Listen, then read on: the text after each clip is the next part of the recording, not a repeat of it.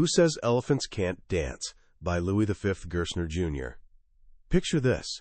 It's a chilly December night in New York City, almost 10 at night. You've just dragged yourself home after an exhausting day running RJR Nabisco, and all you want to do is collapse on the couch. Then your phone rings. It's the concierge downstairs. "Mr. Burke is here to see you, says it's urgent." Your heart skips a beat. In a fancy Manhattan building like yours, neighbors don't just pop by unannounced, especially not at this hour. And this isn't just any neighbor. This is Jim Burke, the legendary Johnson & Johnson chief who became a corporate hero for how he handled the Tylenol crisis. What could he possibly want at this time of night? When he arrives at your door, he doesn't waste a second on small talk. Word on the street is you might be heading back to American Express. "Don't do it," he says firmly. "I've got something much bigger for you to think about." Then he drops the bombshell. The top job at IBM might be opening up, and he wants you to consider taking it. You're absolutely floored. You're Lou Gerstner, a guy who spent his career in consulting, credit cards, and snack foods. You ran the company that makes Oreos and Ritz crackers, for crying out loud. Technology? That's definitely not your thing. You tell him straight up, you can't possibly run IBM. But Burke won't take no for an answer. "Just keep an open mind," he insists. That unexpected late-night visit kicked off one of the most jaw-dropping comeback stories in business history. We're talking about International Business Machines, IBM, a global powerhouse that was literally on the brink of collapse. The world had written it off as a dying elephant, too massive, too sluggish, and too arrogant to survive in the modern tech landscape. The book we're diving into today, Who Says Elephants Can't Dance, is the incredible inside account of that turnaround, straight from the guy who pulled it off, Louis V. Gerstner Jr. This isn't just another dry business book full of charts and buzzwords. It's a gripping story about leadership under fire, about steering a massive, sinking ship through a perfect storm, and somehow making it to calmer waters. By the time we're done, you'll understand exactly how Gerstner saved an American icon, and you'll see how even a leader who feels completely out of their depth can transform a legendary company by zeroing in on what actually matters. To really grasp how monumental Gerstner's challenge was, we need to hop in a time machine back to the early 1990s. Today, IBM is a tech industry heavyweight. But back then, it was basically a punchline. The company was hemorrhaging money. We're talking $16 billion lost in just 3 years. Cash was draining out so fast that IBM was dangerously close to going completely broke. The stock price had tanked. The media, Wall Street analysts, and even competitors were practically writing the company's obituary. They called it a dinosaur, a beached whale, yesterday's news. But the problem went way deeper than just red ink on financial statements. This was an identity crisis. The computing world had completely transformed, and IBM had been left in the dust. For decades, IBM had ruled the industry with its massive mainframe computers, those enormous, room-filling machines that powered the world's biggest banks, airlines, and government agencies. This was the golden age of centralized computing, and IBM wore the crown. The company was so wildly successful and dominant that it had basically created its own self-contained universe. Then everything changed. 2 revolutions hit. First, smaller, nimbler computers showed up running an open operating system called Unix. Then came the personal computer, the PC. Suddenly, computing power was shifting away from those giant centralized mainframes and landing on individual employees' desks. A whole new wave of companies like Microsoft, Intel, Sun Microsystems, and Dell were rising up fast, and as Gerstner put it, they were eating IBM's lunch. The IBM leadership before Gerstner saw this fragmentation happening and reached what seemed like a logical conclusion. If the world is breaking into smaller pieces, IBM should too. Their official plan was to split the company into a bunch of independent baby blues. The printer division would become its own company, storage another one, and so on. They'd already hired the investment bankers and accountants to prep for the breakup. IBM was literally preparing to self-destruct. This was the nightmare scenario Gerstner was being asked to parachute into. After that first surprise visit from Jim Burke, Gerstner initially turned it down flat. "I wasn't qualified," he said, "and I wasn't interested." He knew nothing about technology.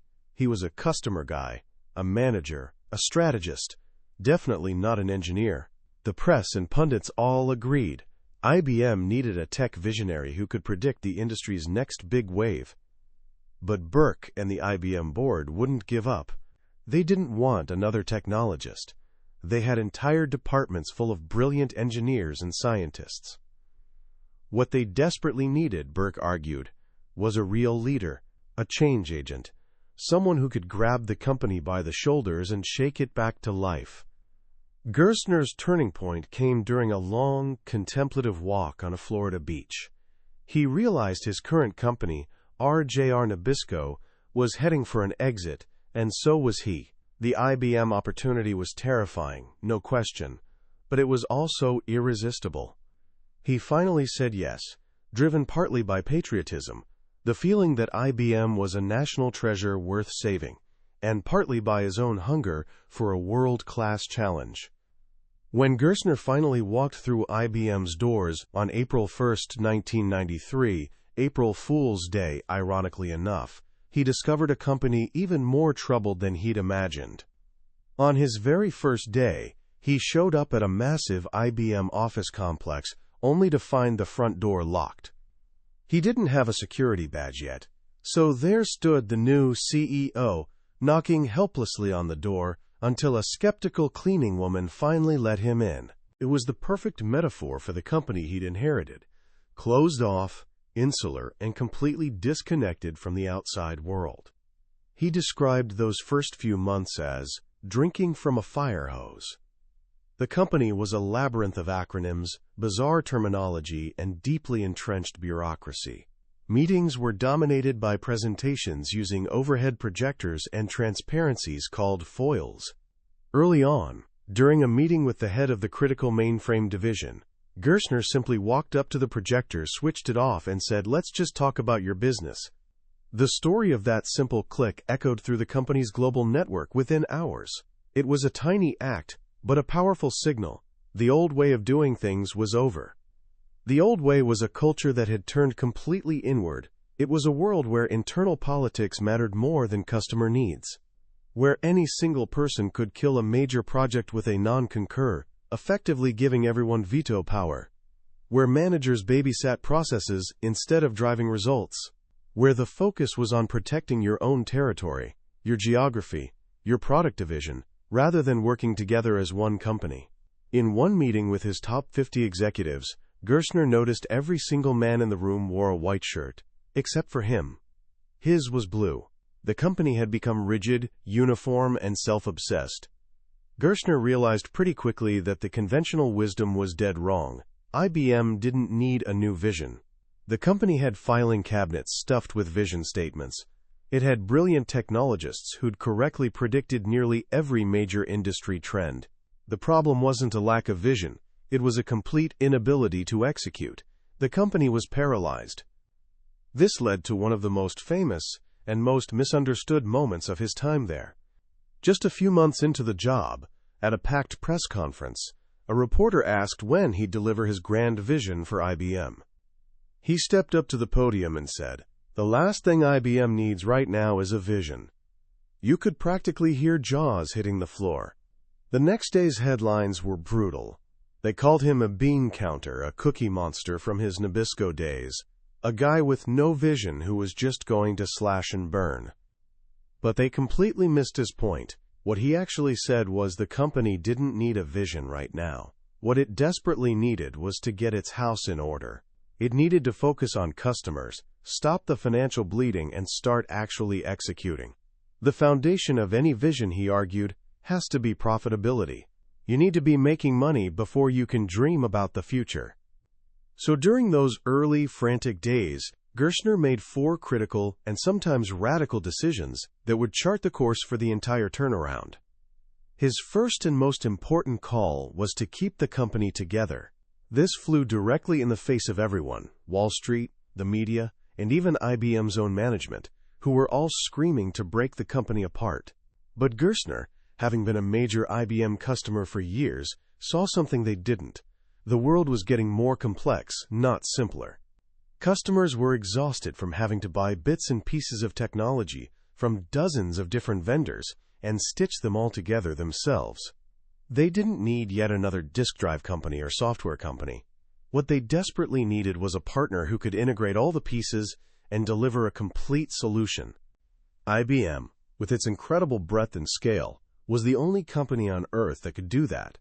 Its size wasn't a weakness, it was its greatest competitive weapon. But first, as he put it, before I could integrate for our customers, I first had to integrate IBM. So he threw out the investment bankers, canceled the spin-off plans, and declared that IBM would stay together as one unified company. The second decision was to completely overhaul the company's economic model. Gerstner and his new CFO, Jerry York, discovered that IBM was spending 42 cents to generate $1 of revenue, while competitors were only spending 31 cents. The company was bloated and wildly inefficient. This kicked off a massive, painful program of cost-cutting and re-engineering. Unfortunately, another 35,000 people had to be let go, on top of the thousands already gone. But as Gerstner saw it, this wasn't optional. It was pure survival. The third decision was to completely re-engineer how IBM operated. The company was a tangled mess of redundant systems. There were 128 different people with the title of Chief Information Officer. They were running 266 different accounting systems. Getting a clear picture of the business was basically impossible. Over the next decade, IBM undertook one of the largest re-engineering projects in corporate history, consolidating everything from data centers to HR systems, saving billions and making the company vastly more efficient. The fourth decision was to sell off anything that wasn't producing value to raise desperately needed cash. The company was so close to running out of money that drastic measures were necessary. They sold the corporate art collection, parts of the private jet fleet, and even IBM's iconic headquarters building in New York City. These four decisions were all about stopping the bleeding. They were tactical, necessary, and brutal. But they weren't a strategy for the future. That came next, built on a series of big, gutsy bets about where the industry was headed. The first major bet was to pour money back into the mainframe. This was perhaps the most counterintuitive move of all. Everyone, the media, competitors, even many people inside IBM, believed the mainframe was dead. It was old technology, a relic from a bygone era. The conventional wisdom said IBM should milk the mainframe for whatever profit was left while it slowly died. Gerstner saw it completely differently. He listened to his customers, the chief information officers running the world's biggest companies. They were furious that IBM had let the mainframe is dead myth spread. They knew the back offices running their global enterprises couldn't just be moved to desktop PCs. They needed the power, security, and reliability of mainframes, but they were also angry about IBM's sky-high prices. Competitors like Hitachi and Amdahl were selling similar machines for 30 to 40% less. Gerstner's team warned him that cutting prices would cost the company billions in desperately needed profit. But he made the call anyway. "The milking strategy is over," he declared. He announced a dramatic price cut on the very product, generating virtually all of IBM's profit. At the same time, he greenlit a massive billion-dollar investment in a new generation of mainframe technology called CMOS, which would make the machines far cheaper to build and run. It was an enormous gamble. If it failed, Gerstner would have been, in his own words, Louis XI, the CEO who presided over the company's final demise. But it worked brilliantly. Mainframe capacity shipped to customers, which had been declining, suddenly skyrocketed, up 41% in 1994 and 60% in 1995. The king wasn't dead after all. The second big bet was on services. Gerstner believed that, as technology grew more complex, customers would increasingly value companies that could deliver not just products, but complete solutions. He envisioned a future where the industry would be services-led, not technology-led. He found a passionate ally in an executive named Denny Welsh, who was running a small services unit inside IBM. Welsh's vision was to create a business that would literally take over and manage a customer's entire IT operation. This was radical thinking inside a company built on selling hardware. It meant IBM's services people would have to be willing to recommend and install competitors' products, like Microsoft, HP, or Sun, if that was the best solution for the customer. This created massive internal conflict. The hardware divisions went ballistic every time the services team proposed using a competitor's product. But Gerstner stood firm. He broke out the services unit into its own division, IBM Global Services, and poured resources into it. The results were explosive. In 1992, services brought in $7.4 billion. By 2001, it was a $30 billion business, accounting for nearly half the company's workforce. The third big bet was on software, but not the kind everyone was obsessing over at the time. The great battle of the mid-90s was the war for desktop operating systems between IBM's OS/2 and Microsoft's Windows. IBM was pouring millions into this fight, and Gerstner quickly realized it was already lost. Windows owned 90% market share. OS/2 had about 5%. More importantly, he saw that the desktop was yesterday's battle. The future wasn't about standalone PCs. It was about networks. He made the painful call to wind down OS/2 and instead focus the company's software efforts on something far less flashy but far more strategic: middleware. Middleware is the complex, mostly invisible layer of software that connects operating systems to applications, things like databases and transaction management programs. Gerstner and his new software chief, John Thompson, bet that in a networked world, middleware would become the essential glue holding everything together. To jumpstart this strategy, IBM did something it almost never did: bought a major company. In 1995, Gerstner launched the biggest software acquisition in history at that time, a $3.2 billion hostile takeover of Lotus Development Corporation. He wasn't after their famous 1-2-3 spreadsheet. He wanted their groundbreaking collaborative software called Lotus Notes, which he saw as a critical piece of the middleware puzzle. The acquisition sent shockwaves through the industry and delivered a powerful message inside IBM. We're serious about software, and we're not afraid to make bold moves anymore. These bets on mainframes, services, and middleware were all pieces of a larger strategic puzzle. As the 90s rolled on, Gerstner and his team saw a new computing model emerging that would replace the PC-centric world, a networked model. This was just before the internet exploded into public consciousness. They didn't have the perfect name for it yet. They called it network-centric computing. But they saw a future where billions of devices would connect, and where real value would come from helping businesses transform themselves to operate in this new, connected world. Eventually, their marketing team came up with a simple, powerful term to describe this new era: e-business. IBM decided not to trademark it. They wanted it to become the industry standard. Then they launched a massive multi-billion-dollar marketing campaign to give the term real meaning. The campaign was a spectacular success. It didn't just sell IBM products, it shaped the entire conversation about what the internet meant for business. It energized the IBM workforce and re-established the company as a leader and agenda setter for the industry. But none of this, the financial turnaround, the strategic bets, the e-business campaign, would have been possible without tackling the toughest challenge of all: changing IBM's culture. Gerstner came to believe that culture isn't just one piece of the puzzle, it is the puzzle. An organization, at the end of the day, is nothing more than the collective capacity of its people to create value. He declared war on the old culture. He got rid of the formal dress code, returning to Tom Watson Sr.'s original common-sense approach: dress for your customer. He dismantled the no culture, including that non-concur system. He replaced the company's old, corrupted, basic beliefs with 8 new principles, starting with the most important one: the marketplace is the driving force behind everything we do. Most crucially, he completely overhauled compensation. In the old IBM, pay was mostly salary, with barely any difference between top performers and mediocre ones. It was a system that rewarded loyalty and time served over performance.